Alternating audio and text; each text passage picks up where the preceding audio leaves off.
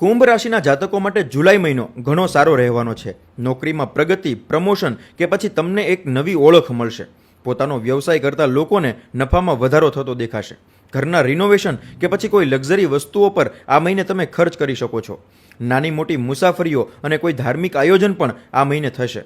આ મહિને જ્યારે પણ તમે કંઈ ખર્ચા કરશો ત્યારે કન્ફ્યુઝ થશો કે એ ખર્ચ કરવા જેવો છે કે નહીં, અને એવું થાય ત્યારે યાદ રાખવું કે ખર્ચ ફક્ત જરૂરી વસ્તુ માટે જ કરો. આ મહિને ગેસ, એસિડિટી અને પેટને લગતી સમસ્યાનો શિકાર તમે બની શકો છો.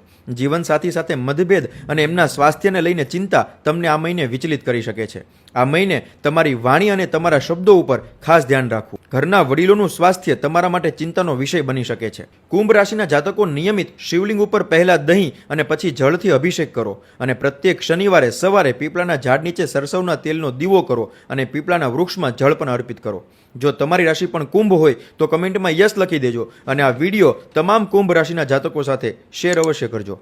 જય શ્રી કૃષ્ણ.